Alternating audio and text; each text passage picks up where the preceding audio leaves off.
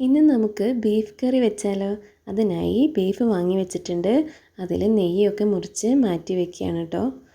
നെയ്യ് മാറ്റിയതിന് ശേഷം നമുക്ക് ബീഫ് മാത്രമാക്കി എടുത്ത് ചെറിയ ചെറിയ പീസാക്കി മുറിച്ചിട്ട് വേണം കറി വയ്ക്കാൻ. ബീഫും കായും കൂടെ വെക്കാനാണ് നമ്മൾ ഉദ്ദേശിക്കുന്നത്. അതിനായിട്ട് നമ്മളിതേ ബീഫ് മുറിച്ച് ചെറിയ ചെറിയ പീസാക്കി വേണം വേവിക്കാൻ.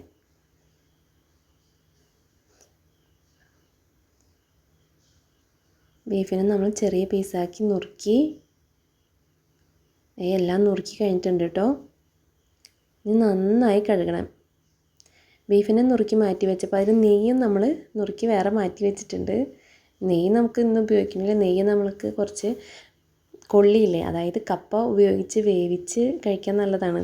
ബീഫും കപ്പയും ഉണ്ടല്ലോ, അപ്പോൾ നെയ്യുള്ള ബീഫാണെങ്കിൽ വയ്ക്കാൻ നല്ല ടേസ്റ്റ് ആയിരിക്കും. ബീഫിനെ നമ്മളിത് നന്നായി കഴുകി മൺചട്ടിയിലിട്ട് വെച്ചിട്ടുണ്ട്. ഇനി ഇതിലേക്ക് സബോളയും ഇഞ്ചിയും പച്ചമുളകും വേപ്പിൻ്റെ ഇലയും ഇടണം.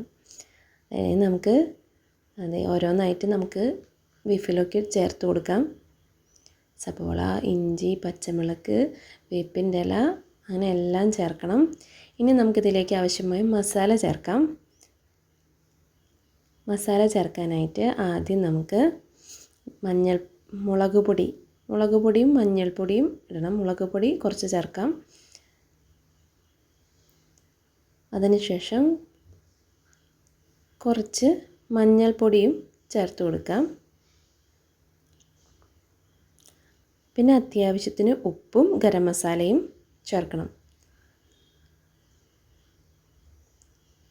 ഉപ്പ് ആവശ്യത്തിനും ഗരം മസാല കുറച്ചും ചേർത്ത് നന്നായി ബീഫിനെ ഒന്ന് തിരുമ്മി വെക്കണം.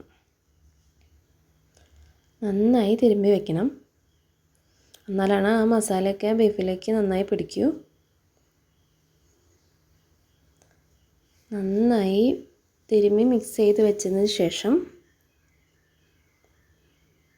കുറച്ച് കഴിഞ്ഞ് ആവശ്യത്തിന് വെള്ളം ഒഴിച്ച് നമുക്ക് അടുപ്പിലോട്ടാണ് വെക്കുന്നത്. ഗ്യാസ്മേലല്ല വെക്കുന്നത്. നമ്മൾ നേരെ സാധാ അടുപ്പിൽ വെച്ച് വേവിക്കുകയാണ് ചെയ്യുന്നത്. ഇങ്ങനെ തുറന്ന് വെച്ച് മൺകലത്തിൽ ബീഫ് വെക്കുമ്പോൾ നല്ല ടേസ്റ്റ് ആയിരിക്കും. നമ്മൾ കുക്കറിൽ വെക്കുന്നതിനേക്കാളും ടേസ്റ്റ് ആയിരിക്കും. പക്ഷേ കുറേ സമയം എടുക്കും, പക്ഷേ നല്ല ടേസ്റ്റ് ആയിരിക്കും. അങ്ങനെ നമ്മൾ ബീഫ് വേവിക്കാൻ വെച്ചേക്കാണ്.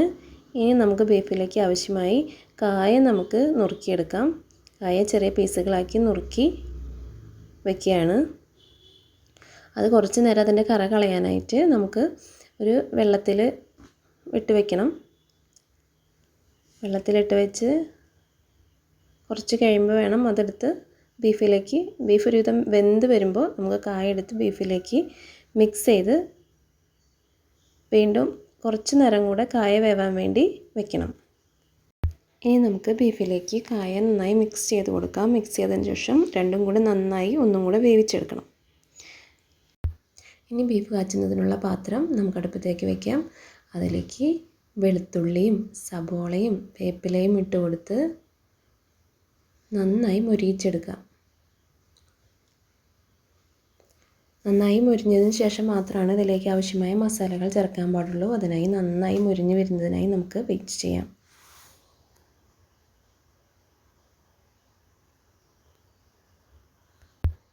വേഗത്തിൽ മുരിഞ്ഞ് കിട്ടുന്നതിനായി കുറച്ച് ഉപ്പ് ചേർത്ത് കഴിഞ്ഞാൽ നമ്മുടെ സബോളയും വേപ്പിലയും എല്ലാം നന്നായി മുരിഞ്ഞ് കിട്ടും. അപ്പോൾ അത്യാവശ്യത്തിന് ഉപ്പും കൂടെ ചേർത്ത് നന്നായി മിക്സ് ചെയ്യാം.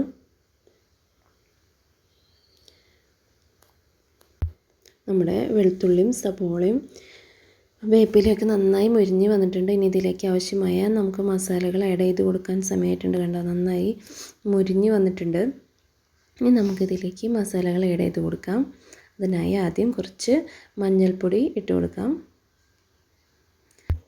മഞ്ഞൾപ്പൊടി ഇട്ടതിന് ശേഷം കുറച്ച് മല്ലിപ്പൊടി കൂടി ആഡ് ചെയ്ത് കൊടുക്കാം. മല്ലിപ്പൊടിയും മഞ്ഞൾപ്പൊടിയും നന്നായി ഇട്ട് വഴറ്റിയതിന് ശേഷം ആവശ്യത്തിന് മുളക് പൊടിയും കൂടി ഇട്ട് കൊടുക്കണം. മല്ലിപ്പൊടി ഇട്ടിട്ടുണ്ട്. മല്ലിപ്പൊടി ഇട്ട് നന്നായി മിക്സ് ചെയ്ത് കൊടുക്കുക. മുളക് പൊടി നമുക്ക് ആവശ്യത്തിനുള്ളത് ഇട്ട് കൊടുക്കാം. നമ്മൾ വേവിച്ചപ്പോൾ തന്നെ അത്യാവശ്യത്തിന് കുറച്ച് മുളക് പൊടി ഇട്ടിട്ടുണ്ട്. അതുകൊണ്ട് ഇപ്പോൾ കുറച്ച് മുളക് പൊടി കൂടി ആഡ് ചെയ്ത് കൊടുത്താൽ മതി.